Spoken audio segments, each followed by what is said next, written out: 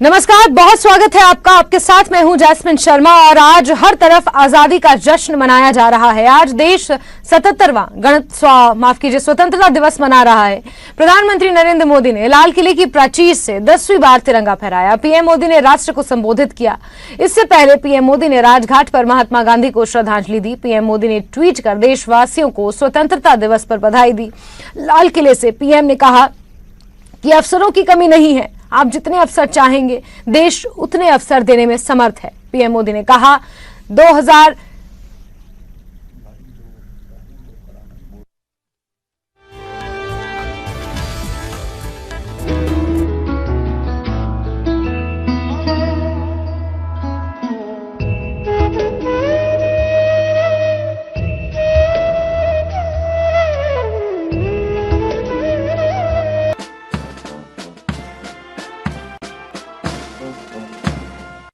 मेरे प्यारे परिवारजनों, पिछले कुछ सप्ताह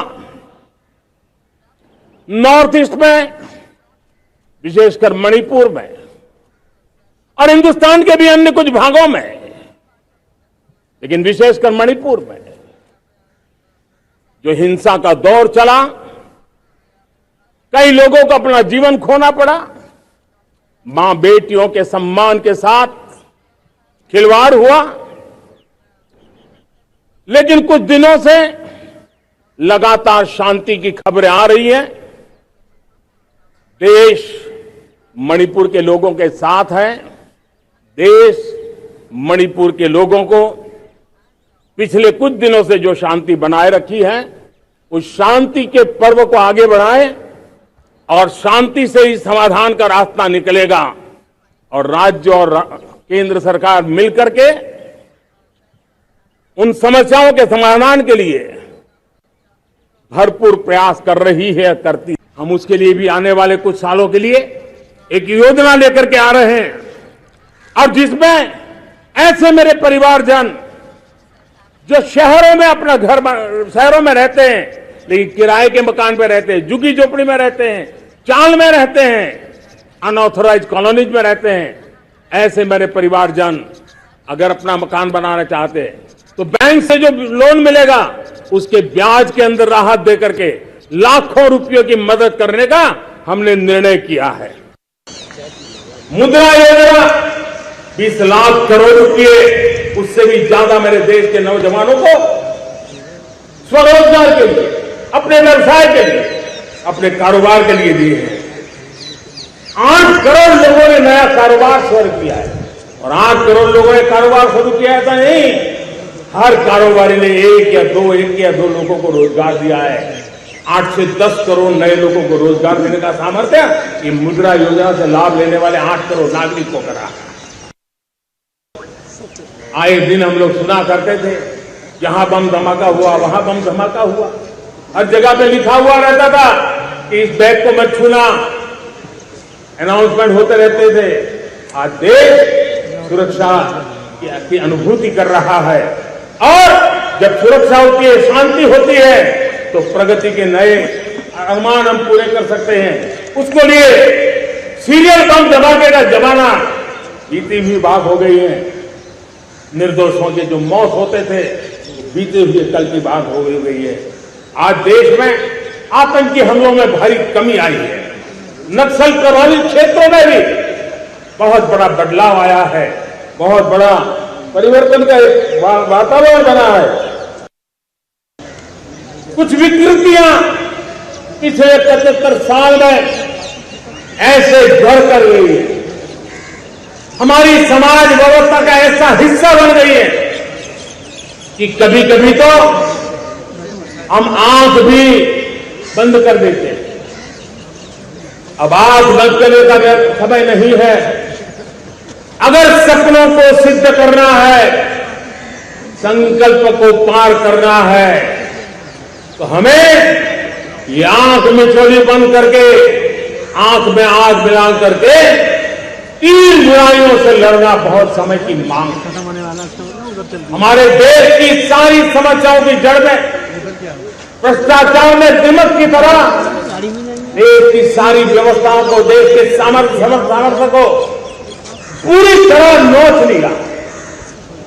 भ्रष्टाचार से मुक्ति, भ्रष्टाचार के खिलाफ जंग हर इकाई में, हर क्षेत्र में। और मैं देशवासियों, मेरे प्रिय परिवारजनों, ये मोदी के जीवन का कमिटमेंट है, ये मेरे अपने व्यक्तित्व का एक कमिटमेंट है कि मैं भ्रष्टाचार के खिलाफ लड़ाई लड़ता रहूंगा। और हर तरफ स्वतंत्रता दिवस धूमधाम से मनाया जा रहा है। आगे भी आपको और तस्वीरें दिखाएंगे, लेकिन वक्त एक बहुत छोटे से ब्रेक का।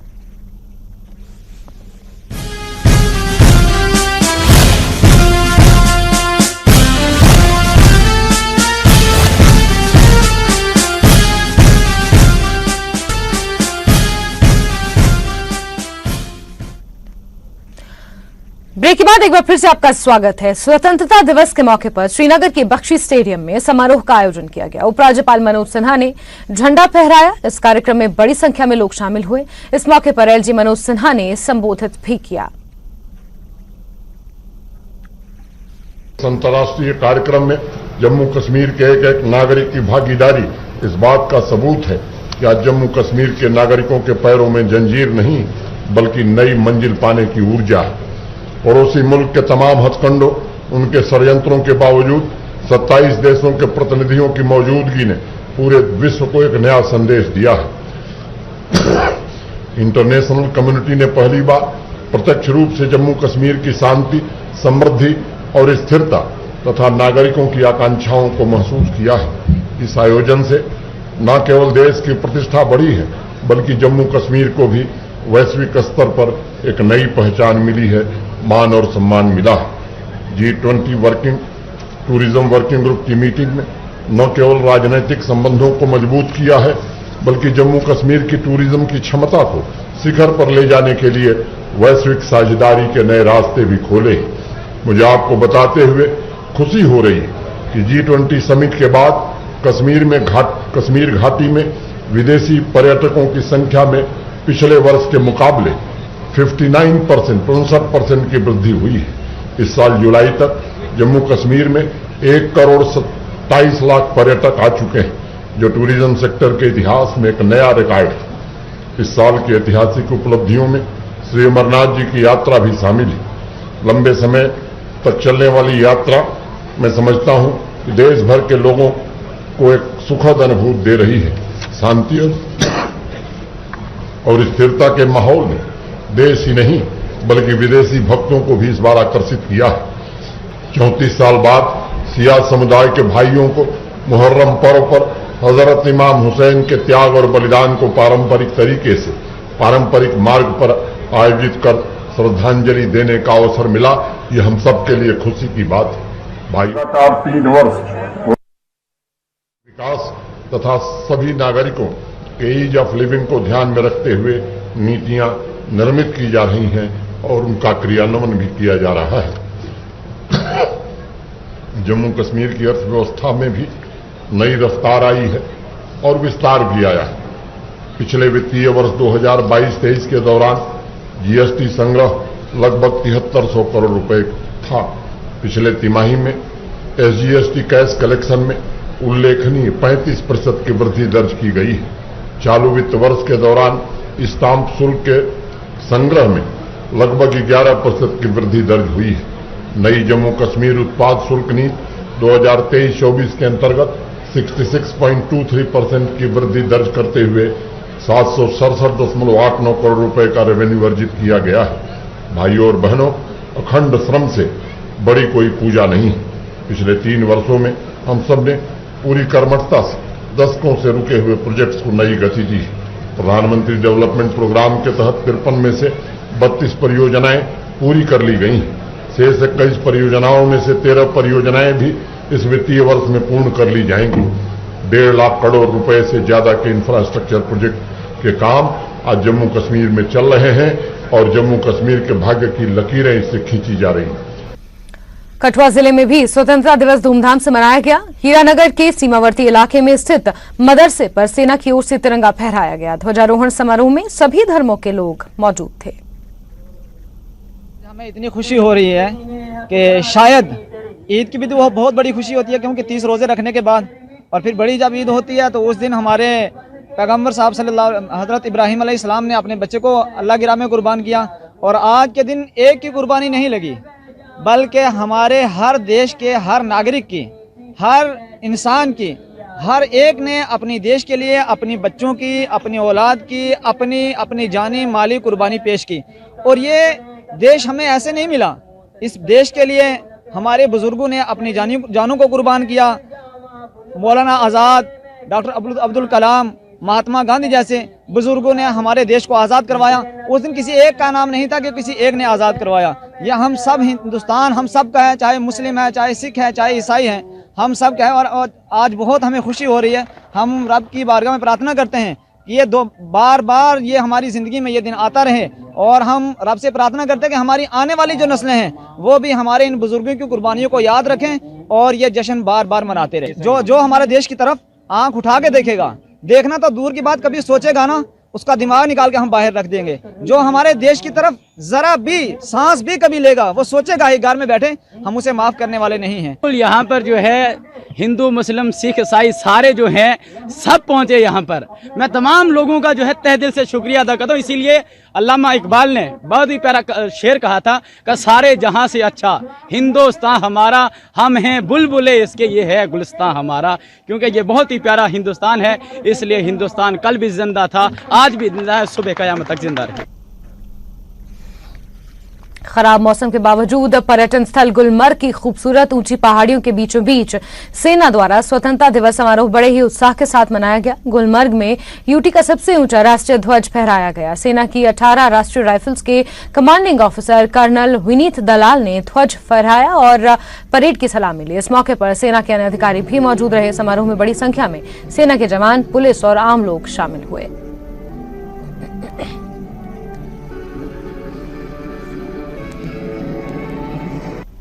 गुलमर्ग में हमें बहुत अच्छा लगा। स्टूडेंट्स के साथ हम आए, हमने ये देखा कि हमने सुना ये कि इंडिपेंडेंस है क्या, होता क्या है, कैसे हुआ ये इंडिपेंडेंस डे। हमें बहुत अच्छा लगा, हमने बहुत यहाँ पर एंजॉय किया, हमने झंडा लहराया, हमें बहुत अच्छा लगा। जो इंडिपेंडेंस डे है, जैसे कि आप सभी को पता है कि 77 ईयर्स पहले यहाँ पे ब्रिटिश आए थे, उन्होंने यहाँ पे रूल किया था, बहुत जालिम थे वो। फिर जब 1947 में उनको लगा कि हम यहाँ पे रूल नहीं कर पाएंगे तो उन्होंने छोड़ा ये, और सर हमें इंडिपेंडेंस मिल।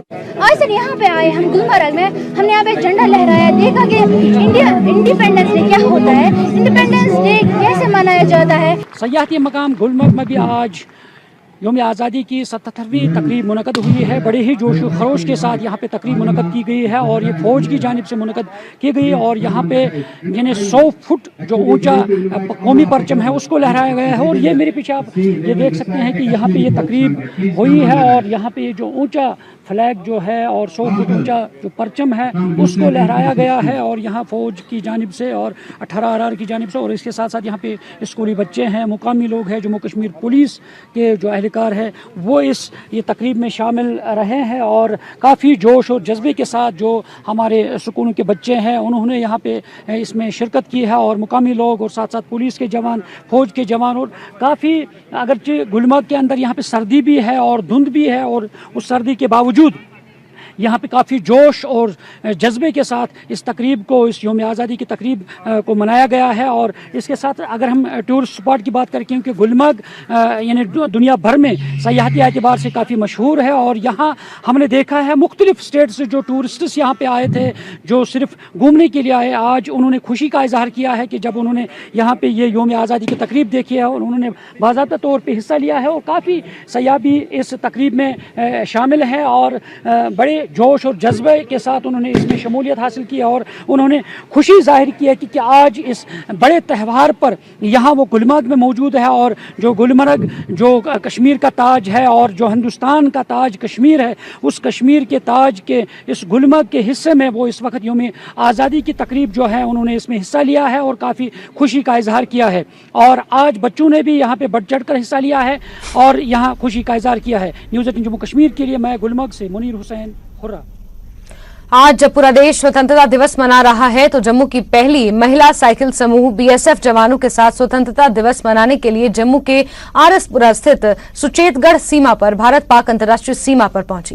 न्यूज 18 से बात करते हुए साइकिल ग्रुप के सदस्यों ने कहा कि हम यहां इसलिए आए हैं क्योंकि हम अपने सुरक्षा जवानों को ये संदेश देना चाहते हैं कि हम एक परिवार है और आज हम यहाँ स्वतंत्रता दिवस मनाने आए हैं क्योंकि पूरा देश हमारे जवानों के साथ खड़ा है और हमारी रक्षा कर रहा है।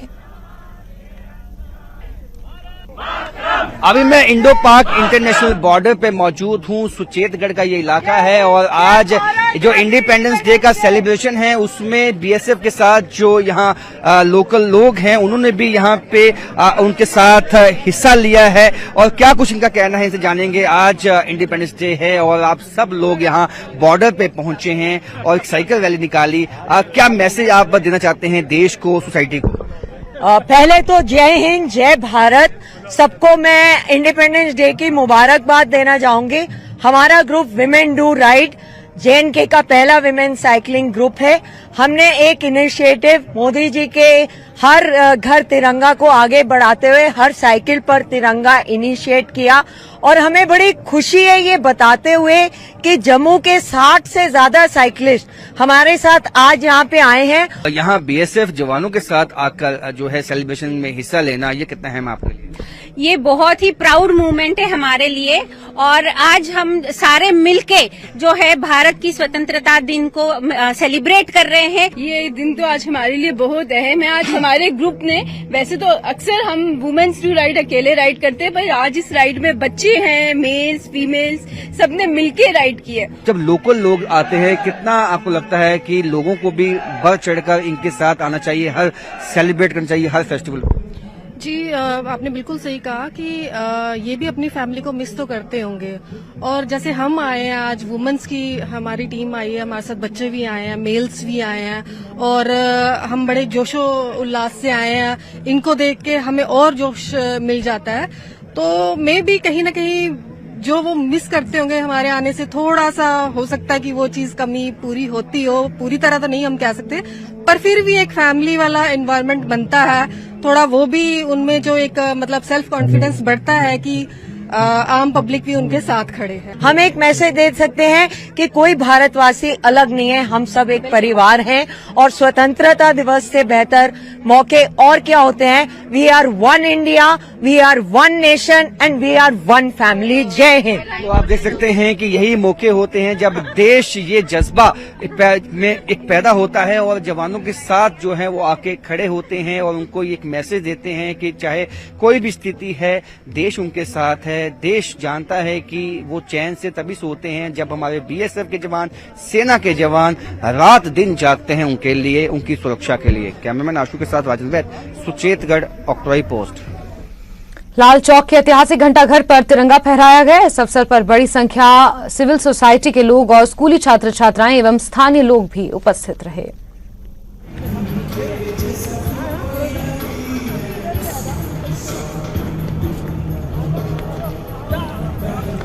वहीं लाल चौक के ऐतिहासिक घंटाघर पर राष्ट्रीय ध्वज फहराया गया। सिविल सोसाइटी के सदस्य नानाजी ने कहा कि 370 लोगों की बर्खास्तगी से पहले ऐतिहासिक घंटाघर में पाकिस्तान का झंडा फहराया गया था। अब इस क्षेत्र में भारत का राष्ट्रीय ध्वज फहराया जा रहा है। उन्होंने कहा कि अब यहाँ की स्थिति पूरी तरह से बदल चुकी है।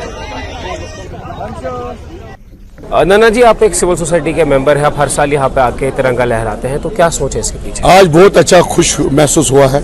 आज जी नाचने को करता था, आज नाचा भी हम, घूमे भी हम। ये तारीखी जगह जहाँ पहले 370 से पहले पाकिस्तान का झंडा चढ़ाया जाता था, आज हम हिंदुस्तान का झंडा चढ़ाते हुए आज बहुत खुशी हुई है, महसूस हुई है। खासतौर पर यहाँ के अवाम भी अब सोच बदल चुकी है। यहाँ पर हमने सैफुल्लाह जो JK अरब का था, उसने बाय बाय अलविदा किया है JK अरब को और उसी के हाथ से हमने आज जो झंडा यहाँ पर लाल चौक तारीखी घंटाघर में चढ़ाया है और मैं तहे दिल से उसको खुशामद करता हूँ, वेलकम करता हूँ वो कौमी दायरा में आगे। और तीसरी बात, जो यहाँ पर बिजनेस एस्टेब्लिशमेंट जो खराब हुआ था 15 अगस्त या दुकानें बंद हुआ करती थी, आज खुली तौर पर छूट है। आज सभी खुश है, भारत माता की जय करते हो, जय हिंदुस्तान के नारे लगाते हैं। Thank you. वहीं बीजेपी कार्यकर्ता सैफुल्ला ने लाल चौक पर फहराया राष्ट्रीय ध्वज। आपको बता दें, सैफुल्ला पहले एक आतंकी संगठन से जुड़ा था। बाद में उन्होंने पाकिस्तान में ट्रेनिंग हासिल की। इसके बाद वो सामाजिक मुख्यधारा से जुड़ते हुए साल 2018 में बीजेपी में शामिल हो गए। सैफुल्ला ने पड़ोसी देश पाकिस्तान की जमकर आलोचना की। देखिए, ये मेरे लिए बहुत ज़ही नसीबी की बात है, खुश नसीबी की बात है कि एक अजीम देश का झंडा मैंने लाल चौक के अंदर लहराया। ये मेरे लिए प्राउड का मुकाम है और मैं आज आपकी वसातत से पूरे देश को, पूरे हिंदुस्तान को, पूरी दुनिया को हिंदुस्तान की आज़ादी की मुबारकबाद पेश करता हूँ और उन शहदा को श्रद्धांजलि देता हूँ जिन्होंने अपने प्राणों की आहुति दी भारत की आज़ादी के लिए। तो तब आप JKLF के साथ थे और आज क्या फ़र्क लगता है आपको? देखिए, तो वो मेरा बचपना था, आज मैं मैच्योर हूँ। वो मेरा बचपना था, आज मैं मैच्योर हूँ। और आपकी वसादत से मैं कहना चाहता हूँ कि वो जो बंदूक का दौर था वो बचपने का दौर था, बेवकूफ़ी का दौर था। ये अजीम देश है, इस अजीम देश के साथ ही हम ठीक रहेंगे। पाकिस्तान में क्या रखा है? वहाँ कुछ नहीं है। उन्होंने आप देखिए, उन्होंने अपने हाथ, आप देखिए, उन्होंने तालिबान को अपने हाथों से बनाया। जब उनका इस्तेमाल ख़त्म हो गया तो एक मुर्गी के बच्चे की तरह उसे पैरों के नीचे पकड़ के ज़बह कर दिया।